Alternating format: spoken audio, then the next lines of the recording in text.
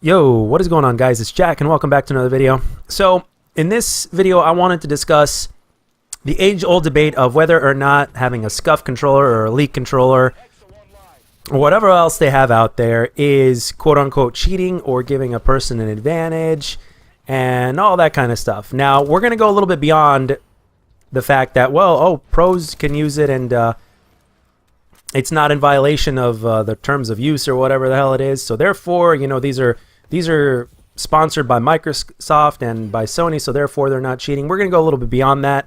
We're going to go in that little gray area and we're going to talk about what matters most, and that is whether or not it truly is cheating or having an advantage. And the answer, believe it or not, with my experience, and I like to keep it real, the answer is not so cut and dry. It is basically a yes and a no answer. And I'm going to get into that in a second. So I just wanted to get that out of the way right off the bat. It's both a yes and a no. So, for instance, if you have one of these controllers, and if you have put in the time to get used to it and have gone through the transition, you figured out which settings are more comfortable for you and which ones work well for you, and you've gone through the transition of getting used to it, because it's not just something that you can get into, like, as soon as you get the controller, it's not like you're going to be the next Dashy or the next Scump or whatnot. It doesn't work that way. There's still a transition. What the controller overall does, though, is it gives you a few more options and it widens your potential. Granted, you put in the time and the effort in going through the transition. And I know some of you guys are thinking, well, it's not much of a transition. You're making it easy on yourself. Well, not exactly. I remember with my personal experience, when I first got this Elite controller, sometime in the middle of the Black Ops 3 life cycle, when I first got my first Elite controller, I can tell you without a shadow of a doubt that in the beginning, I felt like I was pretty much at a disadvantage and there was hardly any change.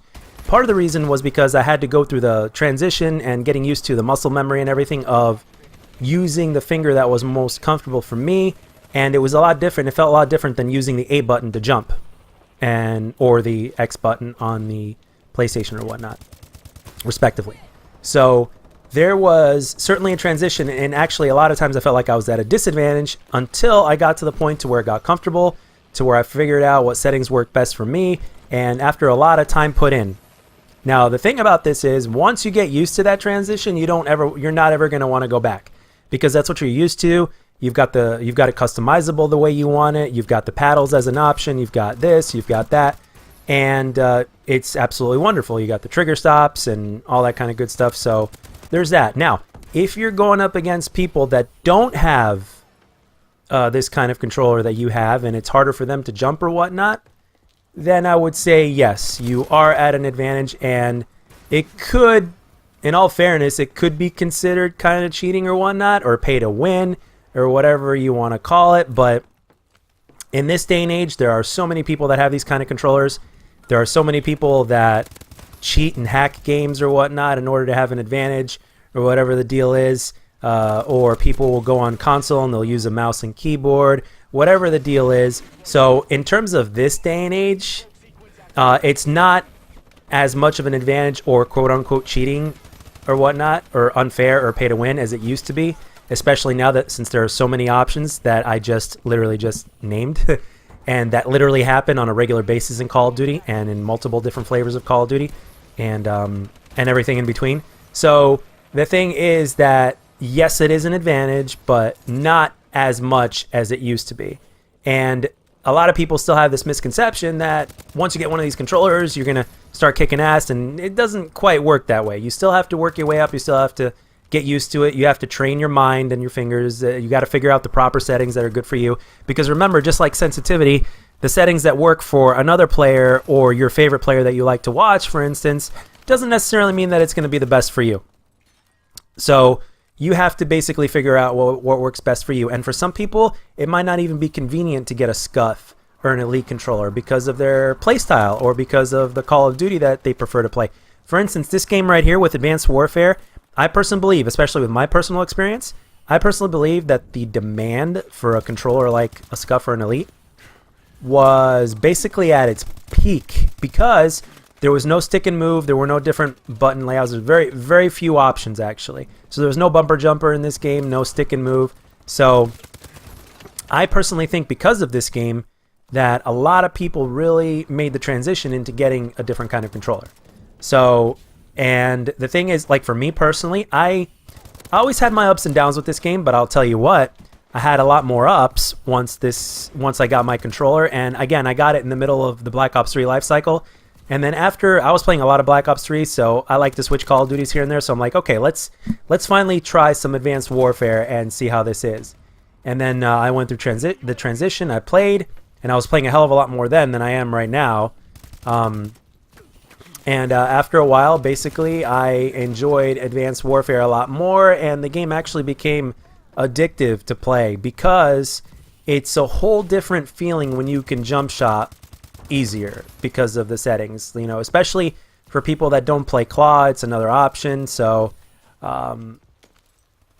yes, there's that as well. So. Again, it's not so easily cut and dry, especially in this day and age. Now, if you were to rewind the clock and go back 5-6 years ago, I would say that yes, it was even more of an advantage then because there were a lot less players that had these kind of controllers, and people playing on mouse and keyboard on console wasn't happening as often as it was today, and everything in between, and the popularity of Call of Duty, the popularity of esports, and the competitive players, the YouTube scene, you name it. The times were a little bit different then. So having one of these kind of controllers definitely puts you at an advantage against anybody.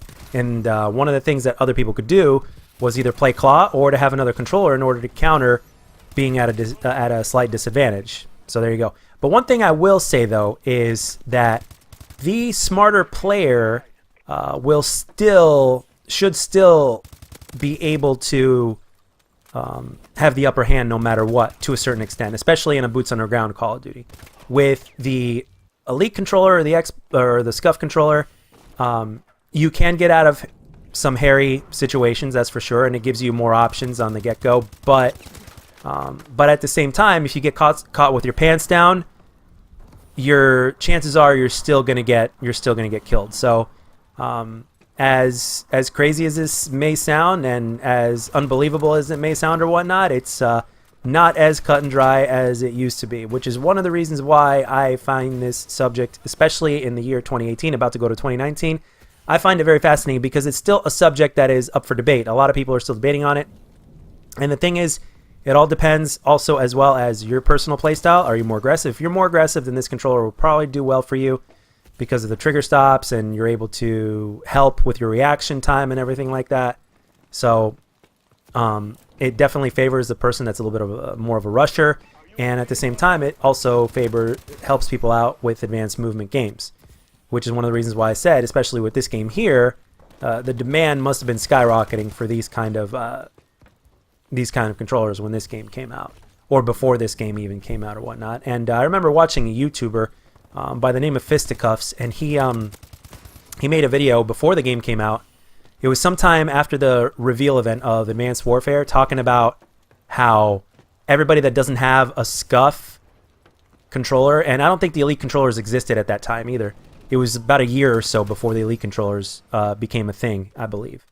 And he was talking about how basically, like, a lot of people are either going to end up buying Scufs or kind of being forced to spend more money in order to buy a Scuf, because they're going to be left at a disadvantage with a game like Advanced Warfare. And I actually have to say, unless that person was playing Claw or unless they had extremely fast thumbs or whatnot, Fisticuffs was absolutely right, and especially with my experience. So, personally speaking, especially back then, we're talking about 2014, which wasn't too long ago, but yeah, it sucks. It sucks when you're at a disadvantage against somebody that has a controller like this. And another thing as well is that you also have to ask yourself, if you're even going to consider buying one of these controllers, you have to ask yourself, how seriously do I take this game? And right now, again, with the popularity, the funny thing is, because times have changed, people that are not as serious about the game still want one of these controllers. They're still going to want one for Christmas. They're still going to want one for a birthday present or whatnot. These things are becoming, a big deal now. So basically, at this point, all in all, it is an advantage, and at the same time, it isn't as much of an advantage as it used to be. So it is what it is. So depending on whichever side you view things or whatnot, you're more than free to basically give me your opinions and what you think. But this is where I lie on the whole thing. So at this point, I realized that I was going to take Call of Duty more seriously, and I was taking it seriously for years. And I'm like, you know what? I want to try to take my game to the next level, and I want to try to see if I can get a Scuf. All my favorite YouTubers were doing it. So at the same time, we're kind of at fault here. So I decided to get an Elite controller. So there you go, which is basically Elite controller and Scuf controller, in my opinion, are almost damn near the same. It's just a few differences here and there. But yeah, that's all I got for this one, guys. Let me know down in the comment section what your opinions are on the subject. And do you own a Scuf or an Elite controller, and what are your experiences with it? Let me know down in the comment section. And that's all I got for this one, guys. Thank you very much for watching. And as always, if you enjoyed the video, let me know. And if you didn't, let me know what I could do to make my videos better. And I'll catch you guys on the next one.